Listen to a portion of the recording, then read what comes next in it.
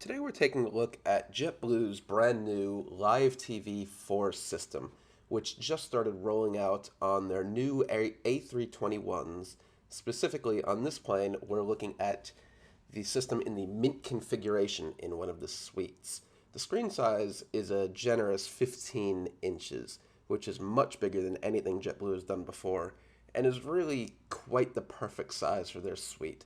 Unfortunately, the TV doesn't swivel up and down, which is really the only physical thing wrong with the system.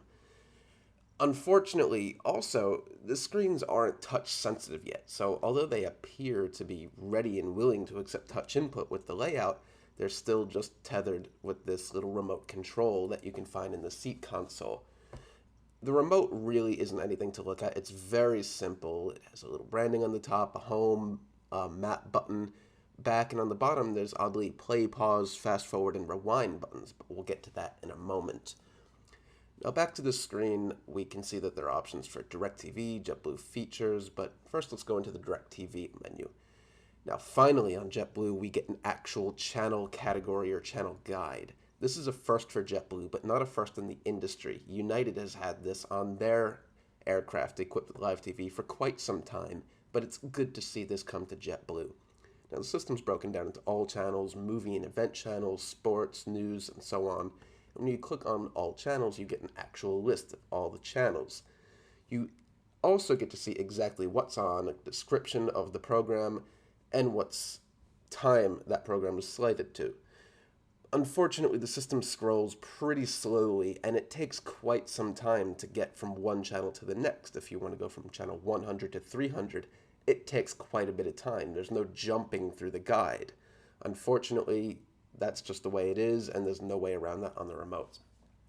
You can also select different audio options, English, Spanish, Chinese, German, and so on, if that audio is available on the feed coming through from DirecTV, which probably isn't. You can also change the menus from English to Spanish, and thankfully there's finally closed captioning on an aircraft. Right in Mint, you can find it in the menus, but it's also available through a little button on the tethered remote control. In Economy, the option is only available buried in the menu. There is no button for it on the remote in the armrest, unfortunately. Now, the video quality is also quite good, but it's still SD. Although the TV screens are HD ready, DirecTV is not pumping through HD quality programming and probably won't be for several years to come. Channels switch pretty quickly. There's a bit of a delay switching between channels, but really it's no different than any satellite system you might find on the ground. Switching really there's about a second delay between channels, nothing unreasonable. Back to the main menu, we can go to JetBlue Features, and now instead of just scrolling through random channels, we can see there's a listing or a menu system of the movies being offered.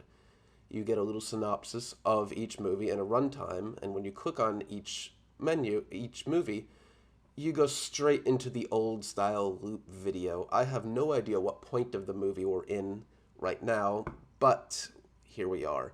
Unfortunately, JetBlue still has not deployed video on demand functionality and has decided to stick with loop video, at least for now. So although we see play, pause, rewind buttons on the remote control, those are not active yet, unfortunately. JetBlue also has their Plus TV channels, which have sponsored content from the New York Times and things like that. Probably not many people will find their way to that. And this aircraft also features Sirius XM, which JetBlue has had for quite some time, but unfortunately on this flight it was not working. The channel's never populated in the guide.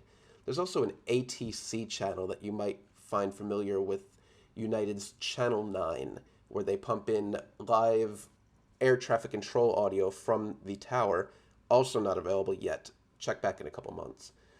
JetBlue also unfortunately brought through their old map channel from the old system with the giant plane icon that you may be somewhere in northeastern Arizona.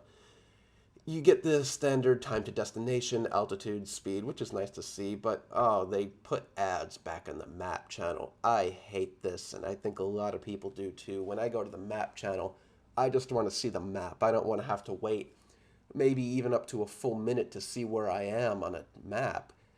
And Unfortunately, that's one of the weaker points in the system because people love their live map.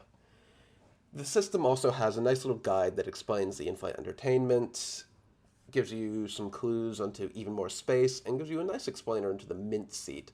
So in case you didn't get any of the information from the flight attendants, you can scroll through a whole bunch of pages on all the functionality of the seat and really see what it has to offer. There's also a page that will tell you all about the snack and drink offering and the new Fly-Fi system. Fly-Fi is fantastic, and it's good to see JetBlue really pushing it and really trying to let passengers know that it's available.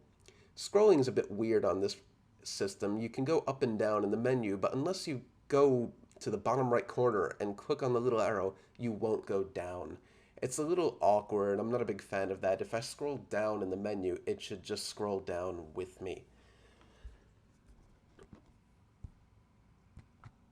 Back in the TV guide, let's go to a random channel so we can finally see the closed captioning in action. It is great to see this, and it's great for any community that might need closed captioning. It's really a first in the sky, and it's just fantastic to see, and bravo to JetBlue for implementing such a crucial feature for someone who might need it. All right, that's JetBlue's IFE. Thanks for watching.